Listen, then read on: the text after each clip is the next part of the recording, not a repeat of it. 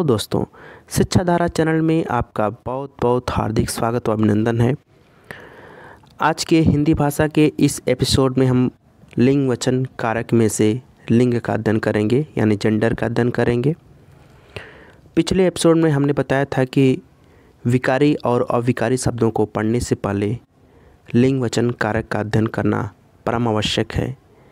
ऐसा इसलिए कहा था क्योंकि लिंग वचन कारक का प्रभाव विकारी शब्दों पर पड़ता है। लिंग वचन कारक के कारण ही विकारी शब्दों में परिवर्तन होता है, यानी संज्ञा, सर्वनाम, क्रिया और विशेषण में परिवर्तन होता है। इसीलिए विकारी शब्दों को पढ़ने से पहले हम लिंग वचन कारक का अध्ययन करना उचित समझेंगे। आज का ये एपिसोड लिंग यानी जेंडर को समर्पित है। इस एपिसोड में हम सिर्फ जेंडर यानी लिंग के बारे में अध्ययन करेंगे। अगले एपिसोड में हम वचन और कारक के बारे में अध्ययन करेंगे।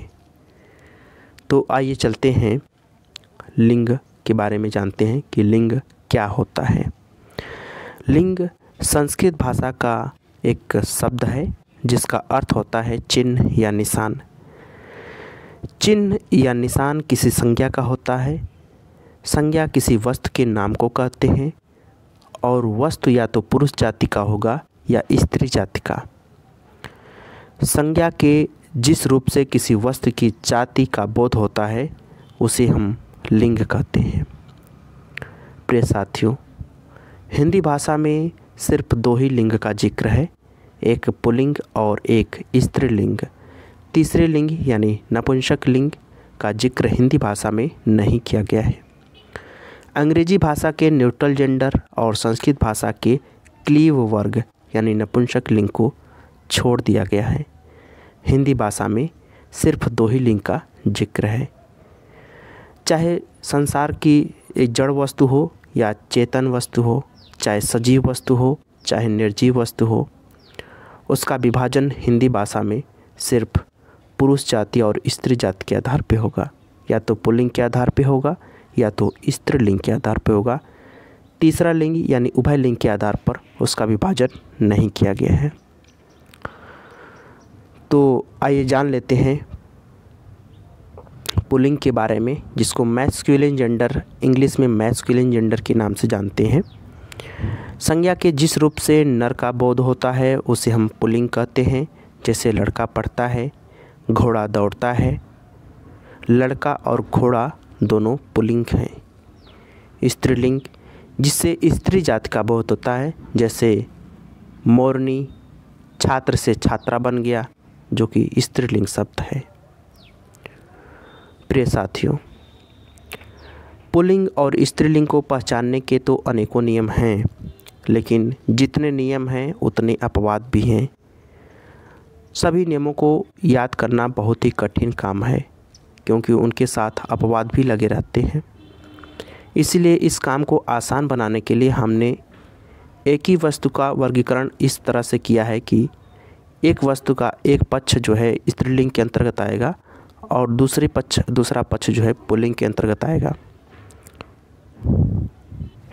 जैसे नदियों में जो सोन नदी है और सिंधु नदी है और ब्रह्मपुत्र नदी है, वो पुल्लिंग शब्द के अंतर्गत आएगा। जो गंगा, यमुना, कृष्णा, गोदावरी जितनी भी नदियां हैं सब स्त्रीलिंग के अंतर्गत आएंगी। सिर्फ सोन नदी और सिंधु नदी और ब्रह्मपुत्र नदी अपवाद में पुल्लिंग के अंतर्गत आएगी। जलमंडल में जैसे समुद्र और सरोवर और द्वीप, ये तीनों पुल्लिंग के अंतर्गत आएगा, जबकि नदी और झील स्त्रीलिंग के अंतर्गत आएंगी। स्थल में देश, नगर, आकाश, पाताल, भूमंडल, स्थल और भूमंडल में देश, नगर, आकाश, पाताल ये पुल्लिंग में आएंगे। पृथ्वी स्त्रीलिंग शब्द है, घाटी भी स्त्रीलिंग शब्द है। शरीर के अंगों में कुछ अंग पुल्लिंग के अंतर्गत आएंगे और कुछ अंग स्त्रीलिंग के अंतर्गत आएंगे। जैसे हाथ, पैर, दांत, मुंह, मस्तक, गला, रोम, नाखून, नेत्र, तन ये पुल्लिंग के अंतर्गत आएंगे। आँख, नाक, जीभ, खाल, जांग, नस, इंद्रिय, हड्डी, कांख, कलाई स्त्रीलिंग के अंतर्गत आएंगे। रत्नों में हीरा, पन्ना, मोगा, माणिक, मोती ये पुल्लिंग के अंतर्गत आएंगी। मणि स्त्रीलिंग के अंतर्गत आएगी। धातुओं में सोना, तांबा, लोहा, पीतल, मोती, यहाँ तक कि कोयला भी पुल्लिंग शब्द है, जबकि चांदी स्त्रीलिंग शब्द है। द्रव पदार्थ में घी, दूध, दही, दही बहुत ही इम्पोर्टेंट शब्द है। दही, तेल, पानी, तेजाब, इत्र, सिरका ये पुल्लिंग शब्द के अंतर्गत आएगा। पानी के नीचे अंडरलाइन इसलिए किया गया है क्योंकि पानी स्त्रीलिंग और पुल्लिंग दोनों में आता है। चाय, स्याही, शराब, छाछ, मिट्टी ये स्त्रीलिंग शब्द है। अनाज में गेहूँ, चावल, बाजरा, चना, मटर, जौ, उड़द, तिल, मक्का ये पुल्लिंग के अंतर्गत आएंगे। अरहर, ज्वार, मकई, मूंग, सरसों स्त्रीलिंग के अंतर्गत आएंगे। पेड़ में शीशम, सागौन, कटहल, पीपल, महुआ, आम, बरगद, नीम, जामुन, कचनार ये पुल्लिंग शब्द हैं, जबकि इमली, लीची, नाशपाती, नारंगी ये स्त्रीलिंग के अंतर्गत आएंगे। पर्वत और ग्रह में जैसे विंध्याचल पर्वत है, हिमालय पर्वत है, सूर्य चंद्र ये पुल्लिंग शब्द है, जबकि पृथ्वी स्त्रीलिंग शब्द है। शहरों में शहर प्रायः पुल्लिंग शब्द होते हैं, लेकिन अयोध्या, मथुरा, काशी ये स्त्रीलिंग शब्द हैं, बहुत ही इम्पोर्टेंट है। अयोध्या, मथुरा, काशी ये स्त्रीलिंग के अंतर्गत आएंगे, ये अपवाद है। पुल्लिंग स्त्रीलिंग में जैसे चलन, चलन शब्द पुल्लिंग है, जबकि जलन, रहन, सहन, उलझन ये स्त्रीलिंग शब्द है। मधु, शहद, अश्रु, मेरु, तालु, सेतु ये पुल्लिंग शब्द है, जबकि ऋतु, मृत्यु, धातु, आयु, वस्तु ये स्त्रीलिंग शब्द है। आंसू, आलू पुल्लिंग शब्द है। बालू, दारू, लू ये स्त्रीलिंग शब्द है। मसालों में तेज पत्ता, केसर, जीरा ये पुल्लिंग के अंतर्गत आएंगे। लौंग, इलायची, हल्दी, धनिया, सौंफ, मिर्च ये स्त्रीलिंग शब्द है। राशि में स्त्रीलिंग शब्द, राशियाँ, सभी राशियाँ स्त्रीलिंग के अंतर्गत आती हैं, जैसे सिंह राशि, मेष राशि, तुला राशि और जितनी भी राशियाँ हैं।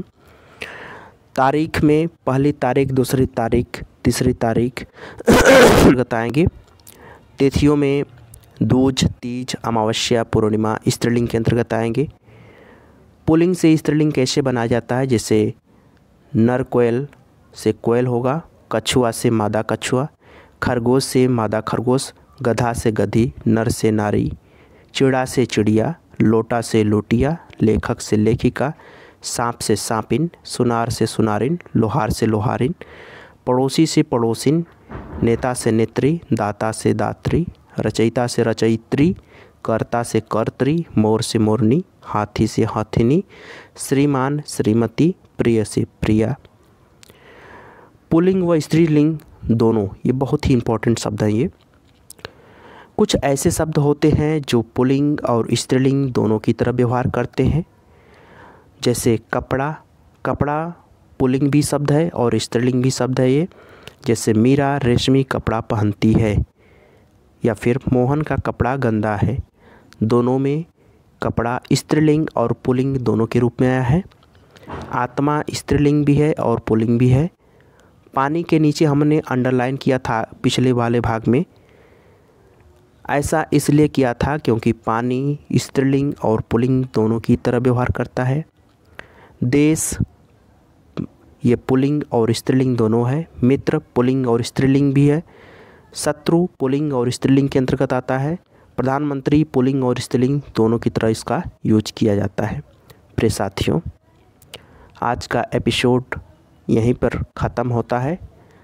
अपने लेक्चर को मैं यहीं पर विराम देता हूँ। ये जितने भी शब्द बोले गए हैं सभी 1 से 2 बार, 2 से 3 बार अभ्यास करने के बाद आपको अवश्य कंठस्थ हो जाएंगे। फिर भी आपको कोई भी कठिनाई हो तो आप हमारे डिस्क्रिप्शन लिंक में दिए हुए जीमेल आईडी पर संपर्क कर सकते हैं। ठीक है, धन्यवाद, नमस्कार।